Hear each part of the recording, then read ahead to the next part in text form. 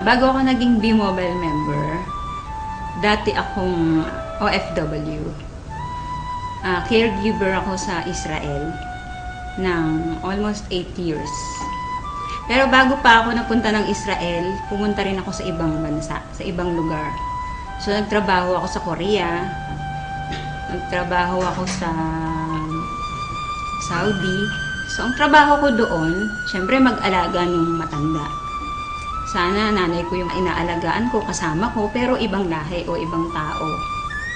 Nung mga panahon na meron akong inalagaan na matanda na nagkakalat siya ng dumi, naiihi siya sa panty niya, minsan pag pinapakain mo siya, pahirapan, mumurahin ka pa niya, dahil akala niya pinipilit mo talaga siyang kumain. Pero syempre, bilang caregiver, kailangang ibigay mo sa kanya yon. So pagka minumura ko, ganun, naiiyak na lang ako kasi hindi mo naman siya pwedeng patulan. Caregiver ka nga eh. So, naiisip ko yung parents ko. Kasi dapat ako yung kasama nila sa bahay, pero matagal akong wala. Lagi akong nasa abroad. Nung mga time na yon, sabi ko sa sarili ko, pag umuwi ako ng Pilipinas, ayoko nang bumalik sa abroad. Kaya naghanap talaga ako ng opportunity na yung magi-stay na ako sa Pilipinas, yung hindi na ako aalis. Ayun, nakita ko nga si B-Mobile. Nung nag-grab ko to, nakita ko yung opportunity. Ang laki nung pinagbago sa buhay ko. Pinangako ko kasi sa sarili ko nga na ayoko na mag-abroad. Yung gusto ko makasama ko na yung family ko rito. Kasi syempre tumatanda na yung parents ko. Iyon yung nag-push din sa akin para gawin ko si B-Mobile. Hindi kagaya nung nagtatrabaho ako as a caregiver, ginagawa ko lang yun kasi trabaho ko yun. So wala akong choice.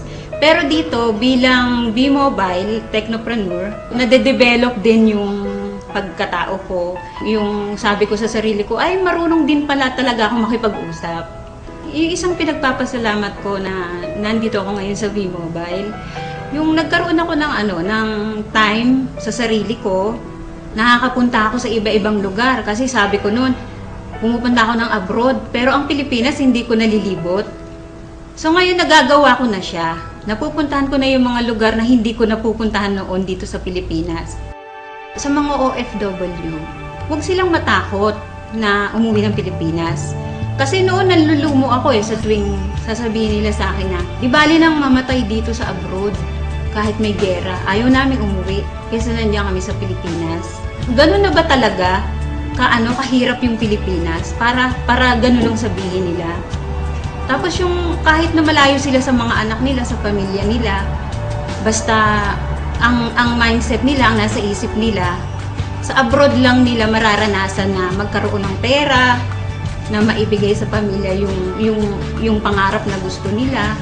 Hindi ka palaging malakas. Hindi ka palaging may trabaho dyan. Darating ang panahon, uuwi ka rin ng Pilipinas. So ang sabi ko, kung gagawin nyo si B-Mobile, pag uwi nyo ng Pilipinas, meron na kayong ipon, meron na rin kayong gagawin. Sabi ng kuya ko sa akin, nung niyayaya ko siya, sabi niya sa akin, wag mo na nga akong isali sa ganyang kalokohan, sabi niya. Sabi ko, hindi naman kalokohan si B-Mobile, kasi negosyo nga yan eh. Pinapakita ko nga sa'yo na dito, maliit lang yung capital, tapos may malaking potential income, sabi ko sa kanya. So sabi niya sa akin, baka mamaya magpasali ka dyan ng mga tao, yun pala, scam yan. Sabi niya, di madadamay pa kami niyan. Pati ko niyayaya mo, madadamay din ako, sabi niya.